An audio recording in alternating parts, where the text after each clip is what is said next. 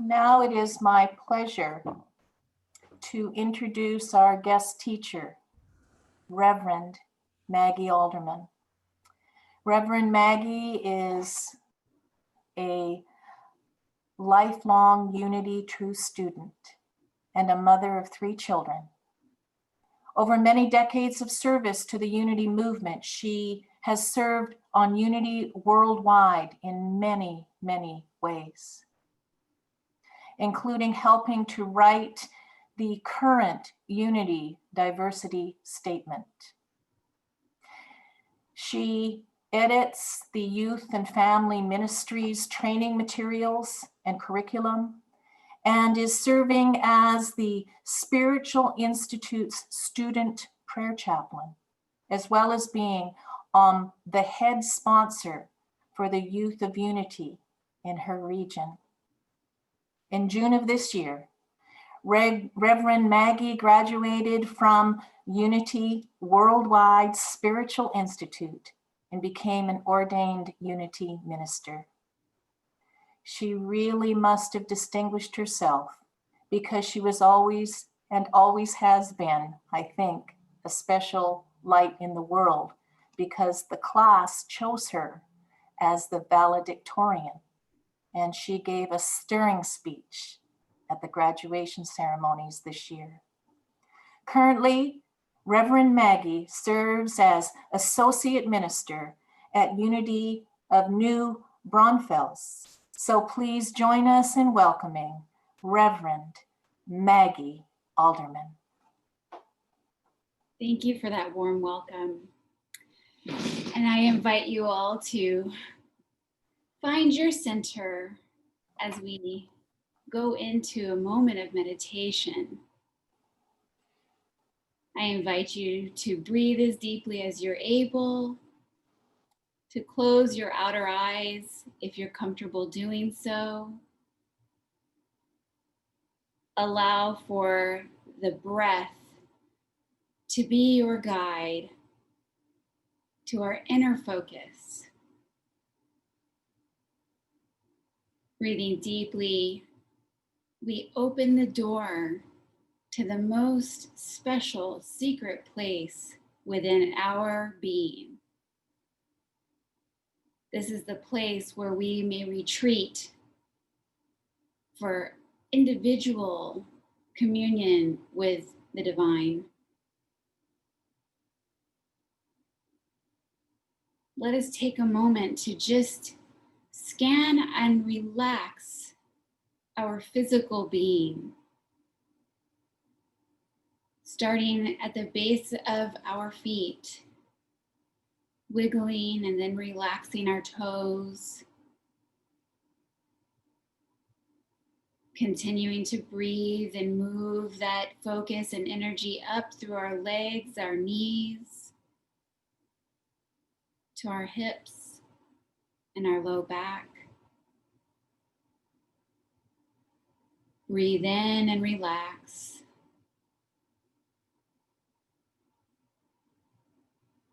Carrying our attention through our abdomen and up our upper backs. Fill your lungs as fully as you're able and release.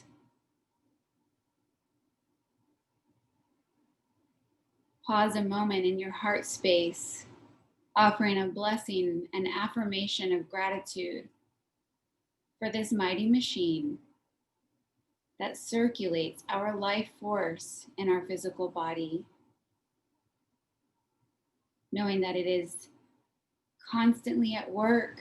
We're grateful for the energy, the vitality, the health and well-being that this heart space, this heart center, this mighty machine offers us to do our good work. Allow for the tension to fall away from your shoulders, down your arms and out through your fingertips. If you'd like, you can give your hands a small shake to release that energy. And allow your focus to carry up your neck. Stretch if you need to. Through your jaw, your face, your ears, and finally resting at the top of your head at our crown chakra.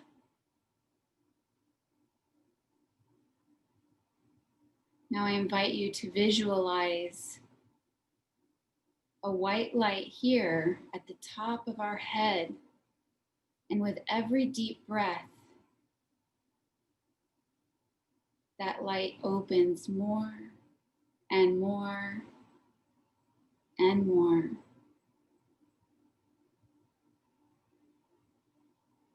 When we are open, we are receiving messages of what is ours to do, what we must do to be a hollow reed, affirming that God is active, alive, and showing up as and through me. I accept the responsibility of keeping my channel clear, my attention, my heart set on truth.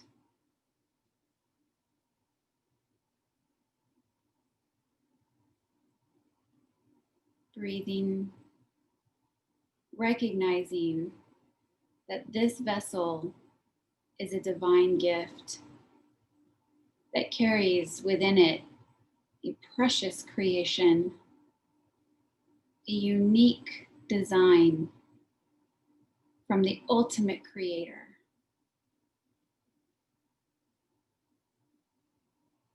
Let us take a moment to allow for our body to speak to us, to share where there is a message of tension that needs to be released,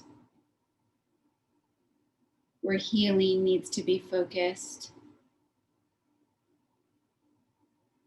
and where gratitude may be applied for all that we put this body through, the amazing journey that we are all on individually and together.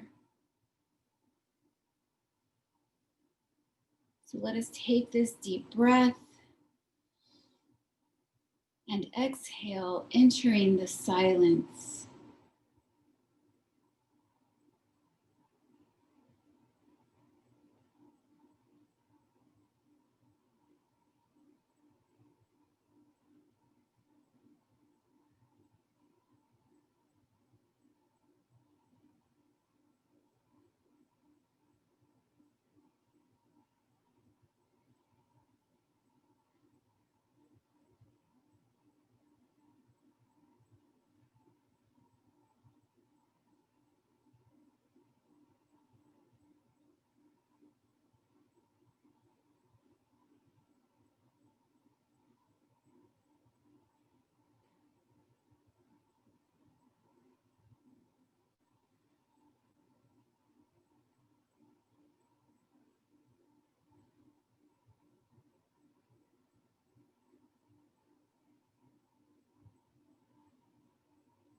Having taken this moment to just connect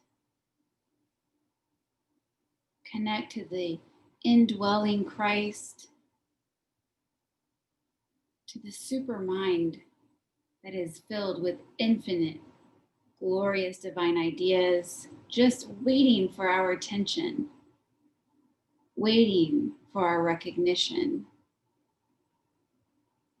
to grab hold of and bring into this inner chamber where we know it is permeating, manifesting, growing, and calling out to be expressed through our divine vessel. We are so grateful.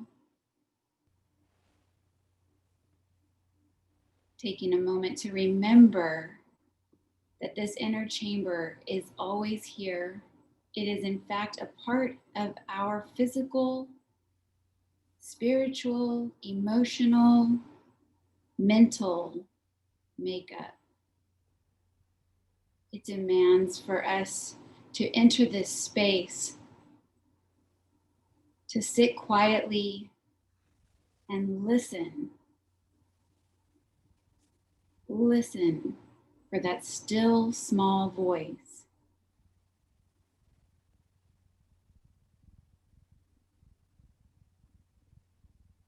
And we are so grateful for the opportunity to be together in expression as a group, celebrating this individual and collective Christ consciousness, growing and doing the good work to elevate the level of consciousness globally. Being true students, we hold the vision of truth for ourselves and for the highest good of our family members, our community, our friends and children, parents and neighbors, and especially perfect strangers.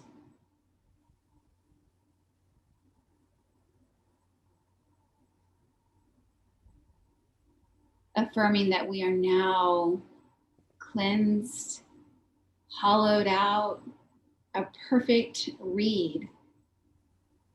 We are ready to receive the message intended to be shared with us today,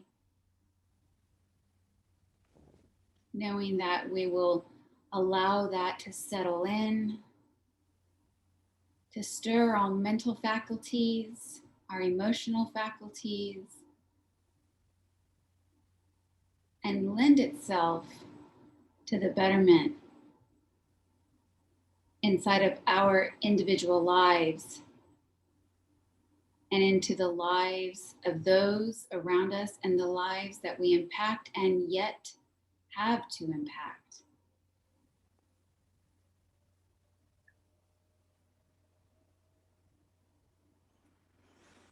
We are in alignment now. We are open, receptive, and grateful. And so let us begin to bring our attention back into this physical space. I invite you to roll your neck, shrug your shoulders, and with gratitude in our hearts and an open mind, let us affirm that we are ready to do our good work in this world. For that truth, for that knowing, for the honor and the ability to say yes. We are grateful. And so it is. Amen.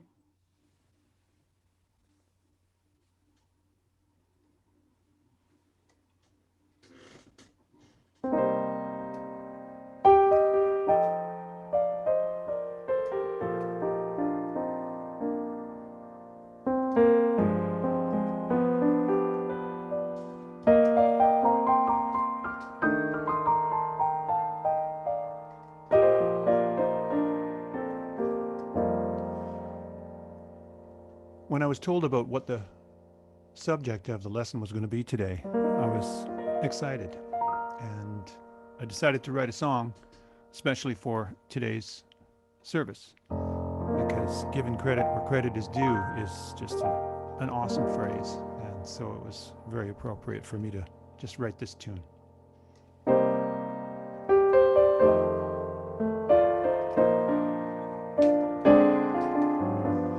Life feels so good when I'm grateful, showing love although others may be hateful. It's time to make a choice, raise my spirits and my voice, give credit where credit is due.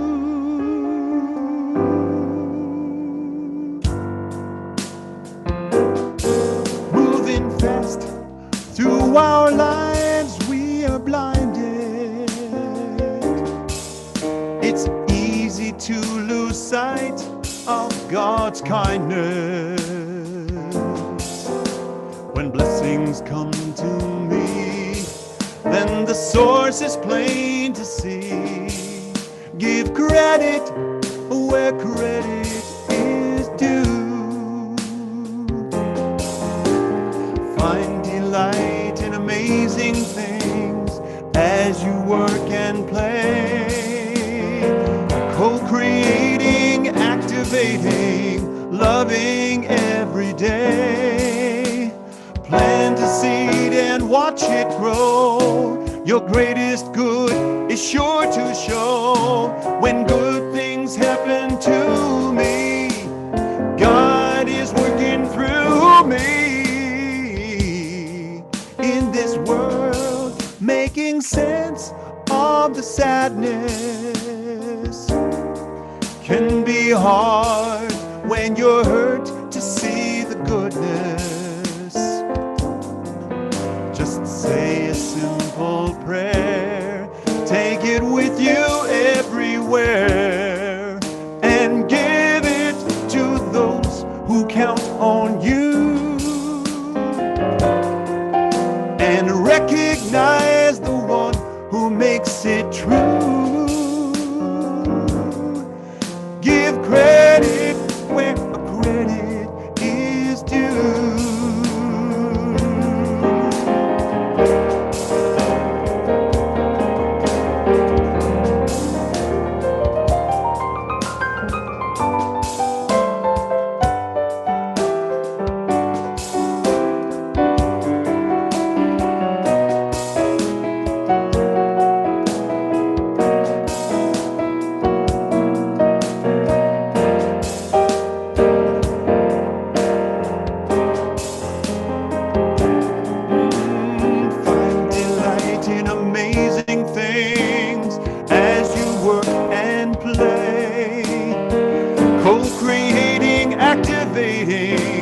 Loving every day.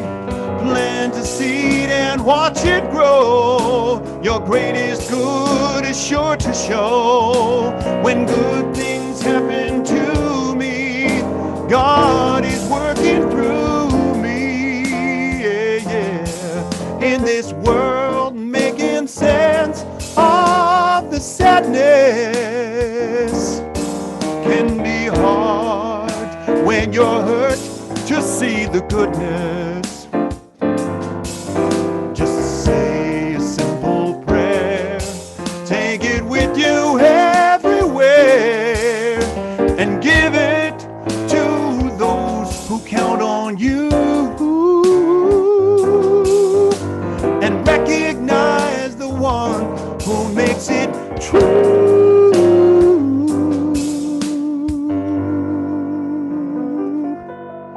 Give credit where credit is due. Give credit where credit is due.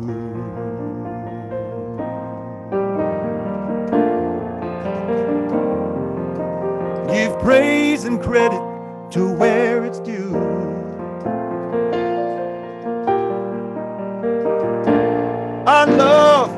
I love each and every one of you. And I'm giving credit where it's due. I'm giving credit where it's due.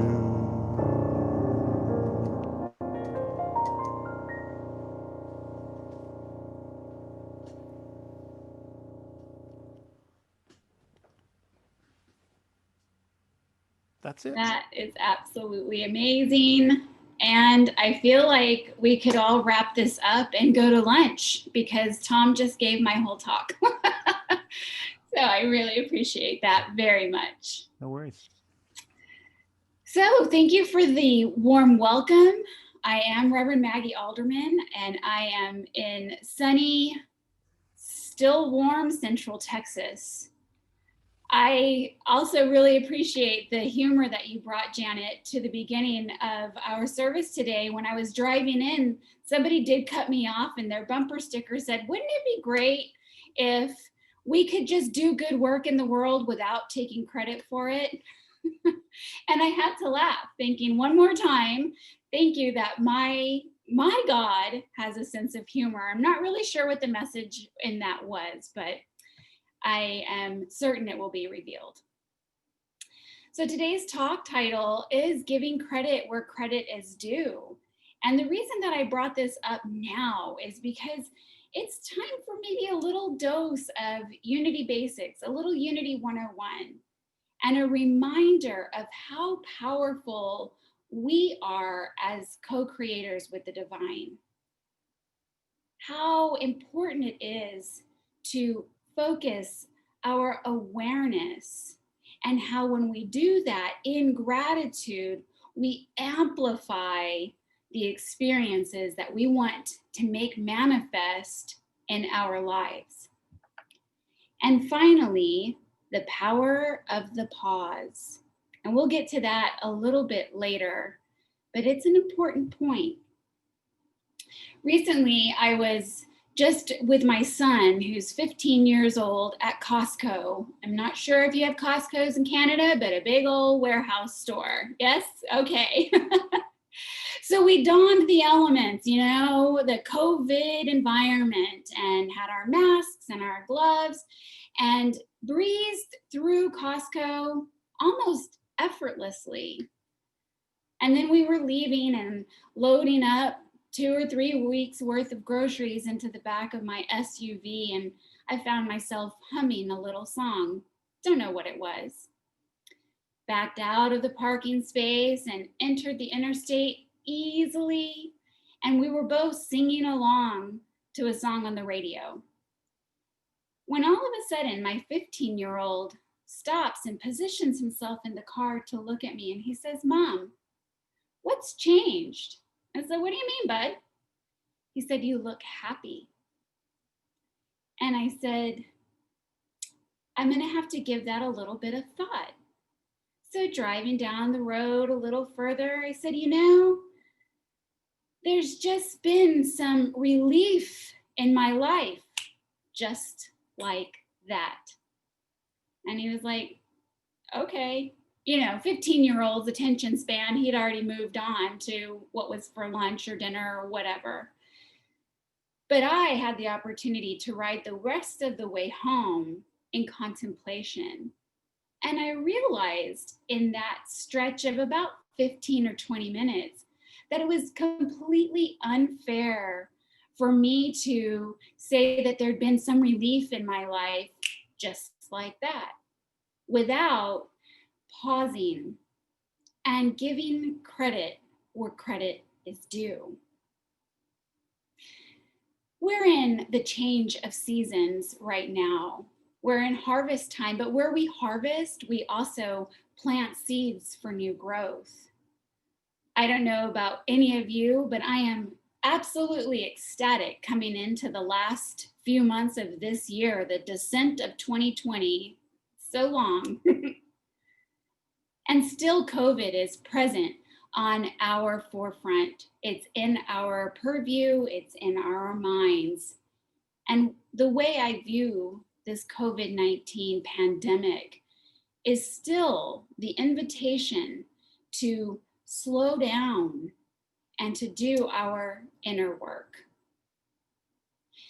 I can't think of anything greater today than doing the inner work, to giving ourselves a little bit of credit, to taking a moment and looking around at all of the wonderful, amazing manifestations that are present in our up close personal lives, or the lives expanded into your neighborhoods. This beautiful community right here. I mean, there are 60 people coming to church on a virtual Zoom meeting.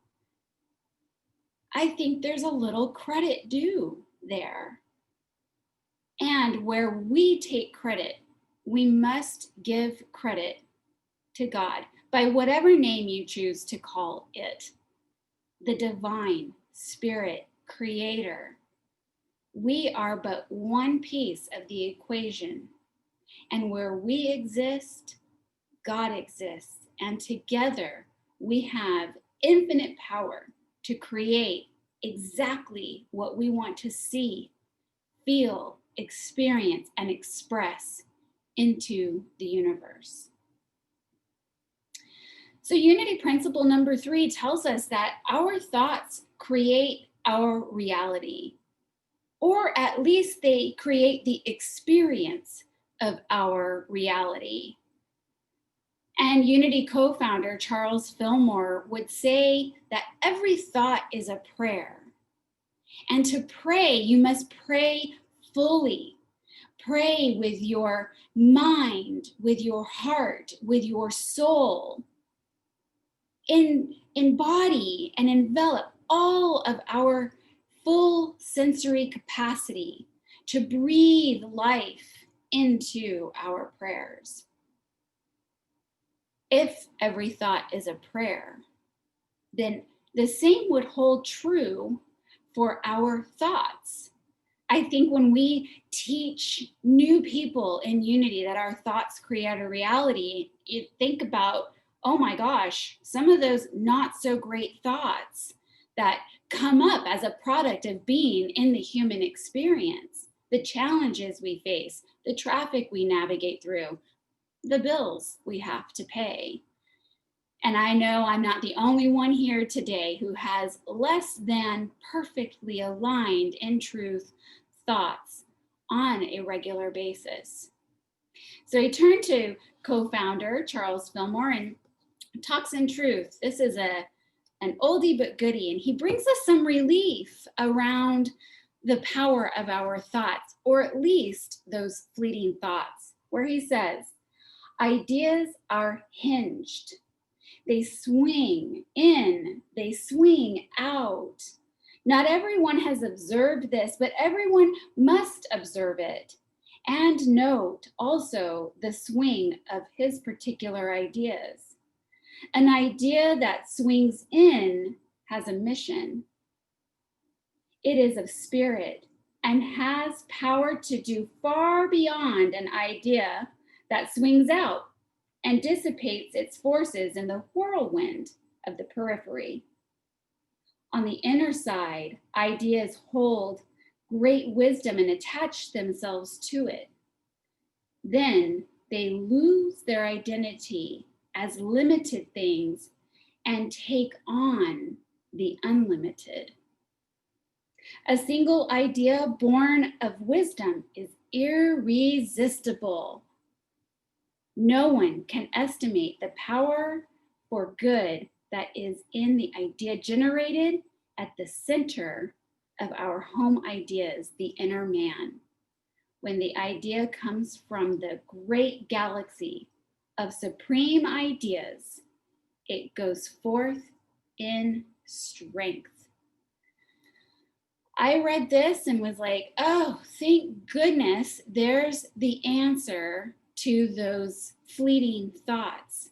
They come in, they go out, but those that we envelop and bring into the inner sanctuary, the house of the inner man and woman, is where we apply energy, prayer, intention, visualization, and all of those have the power to accumulate forces and go from the invisible to the visible.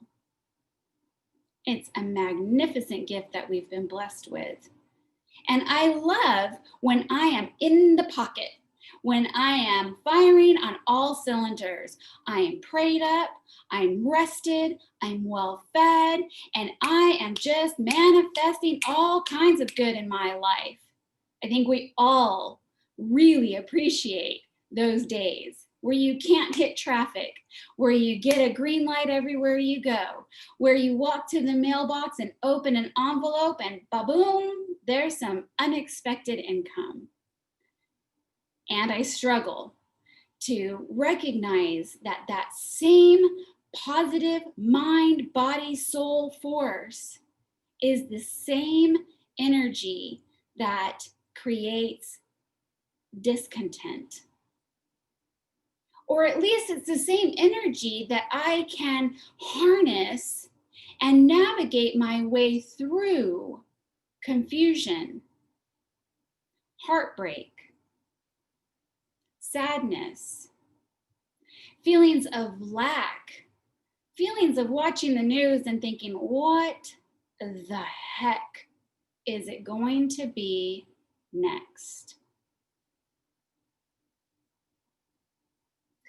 I came across a story while I was preparing for this Sunday.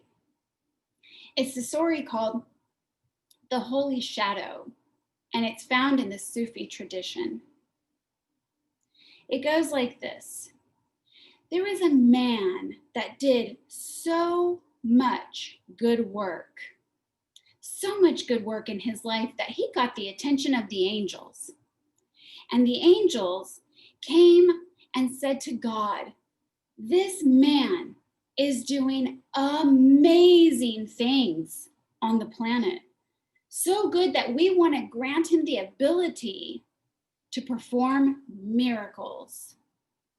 And for the sake of this story, God is embodied in flesh. And he says, are you sure that that's what he would want? The angels, perplexed, said, well, we'll check. So they go back and they visit with the man and say, you can do anything in a miracle. You can heal the sick. You can clean the wells. You can raise the dead, see the future, hear beyond the physical plane.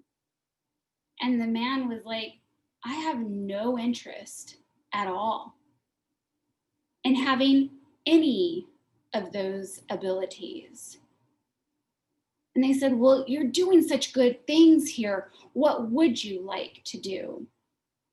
And he said, I want to do as much good while I'm here, and I don't want to know about it. So the story goes on that from that moment forward, the man's shadow permanently rested behind him. And he went about doing his good work, tending to the sick, gardening, keeping his community tidy, helping the poor, you name it. And behind him, his shadow was doing the miracles of good work, healing those sick, raising the dead. He passed murky streams and they became clear and bubbled at heights that they hadn't seen for generations. And soon his name was forgotten and he was simply called the Holy Shadow. When I think about this story, I think about how each one of us possess within our being that gift of being the Holy Shadow, that we move with ease and grace as we go about our individual assignments on this human journey. We're doing for our families, we're doing for our churches, we're doing for our communities, and even work on a global scale.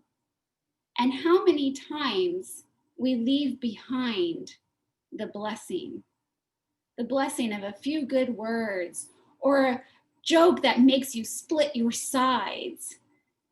How often we give a mother a rest by holding her baby or prepare a meal for someone who's in need. When you pause and think about how we are impacted and how we impact, we can visualize the symbiotic relationship that we have on this journey. But it requires us to pick our head up. It requires us to choose again. In new thought, we have the ability to choose a new thought. So when we're in a whirl of chaos, when we've had a death in our family, a loss of a job, a diagnosis that confuses us from left field, Of course, we're going to have those human emotions and human thoughts, but we always have the ability to enter this inner chamber, to regain the dominion over our thoughts and choose again, choose to be in alignment with the Christ consciousness, choose to be in alignment with principle, and principle being that God. Principle works the same for each and every one of us. And it works when we work at it. So an example is that we probably all possess a lawnmower, or we have at one time in our life possessed a lawnmower. The lawnmower's job is to cut grass, and it will do that if you start the engine and give it room to move. It won't cut the grass as well with the engine not fired up. Certainly won't resting in my garage.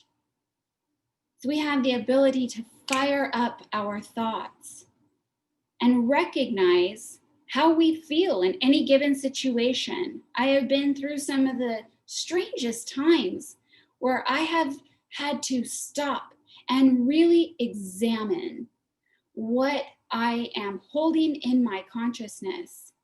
What thoughts are behind the thoughts that I'm putting forward, where my feeling and my embodiment really lies. Do I feel worthy? Do I feel grateful? Do I feel accomplished and satisfied with how I'm affecting my home, my family, my communities? And do I feel satisfied in how the universe is choosing to communicate that back to me, reflect that back to me? So the power of the pause is essential for me in my ability to retrain my thoughts. The power of the pause allows me to step just one side step outside myself and reflect on the holy shadows that have crossed my path. The people who have held the door open for me, who have smiled generously my way, even from behind a mask. The parking spaces that open up, the compliments that I receive, the laughter I hear from my adult children getting along in my household. Gratitude is the key. It is the way we communicate with God, with the universe, with creation, that this is right. This is in alignment with what I expect to see in my life, how I expect to feel in my life. So the power of the pause is essential because we can so quickly say something like, discomfort was removed, just like that.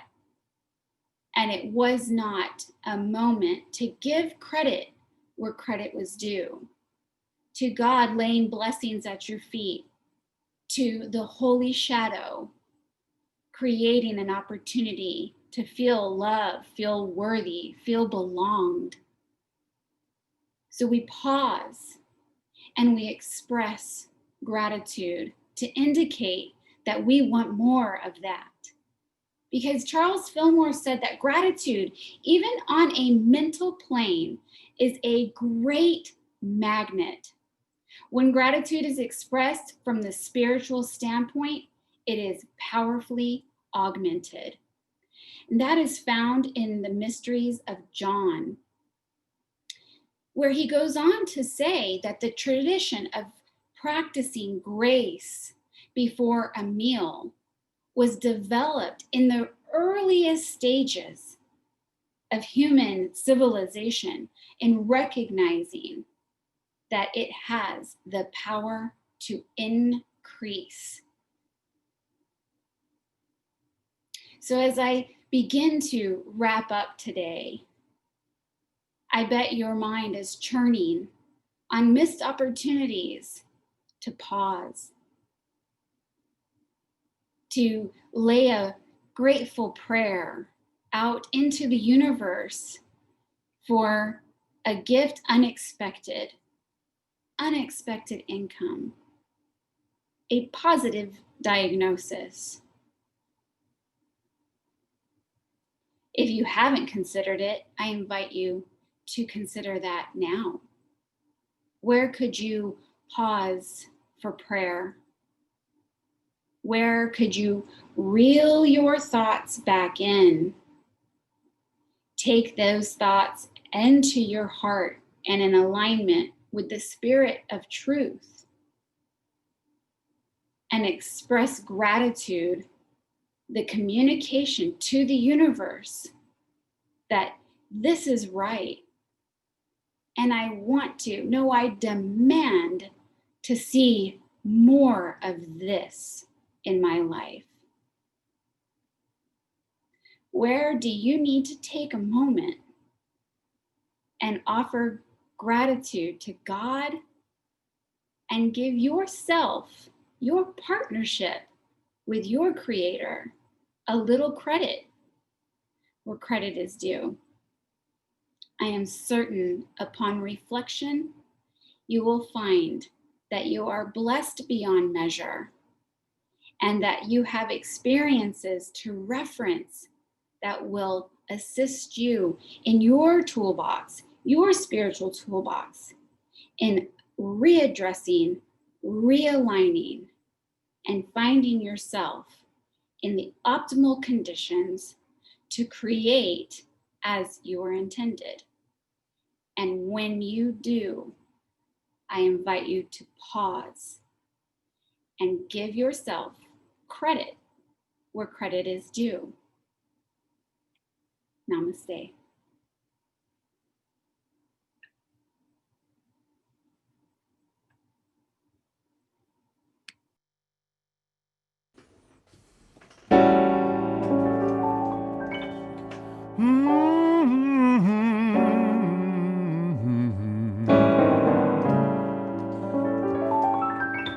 Here's a little song I wrote. It makes me feel good when I sing it. I hope it does the same for you when you hear it. Ooh. All right, here we go.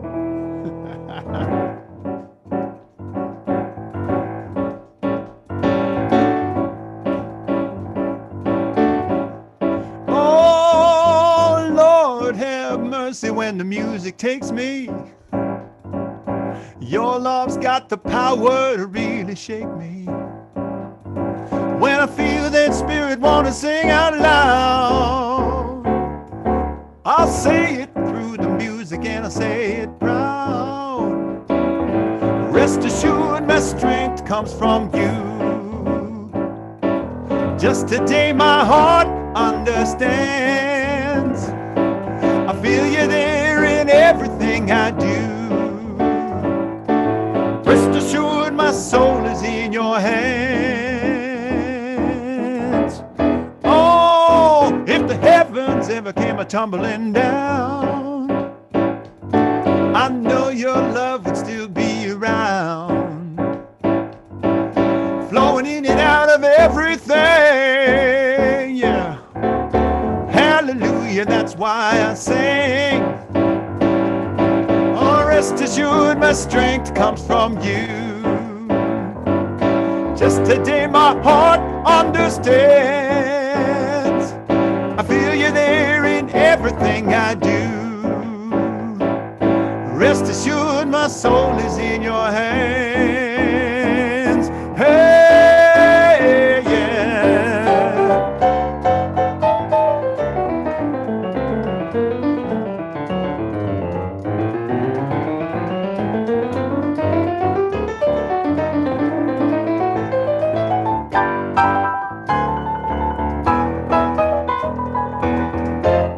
Oh, you can run a red light and get right on through.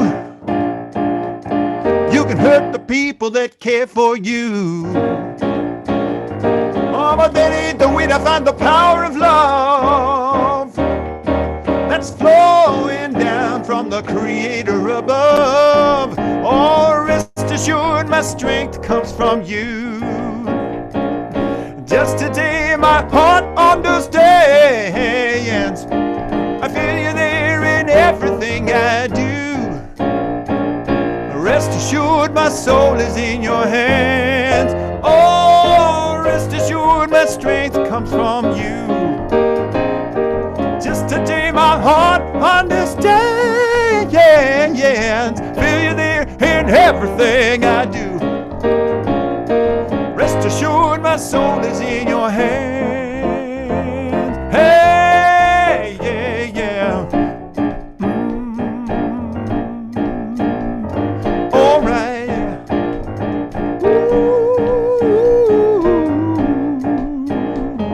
All right. Oh yeah. Oh, rest assured. Rest assured. Rest assured. Oh, rest assured. Oh, rest assured. Rest assured. Rest assured.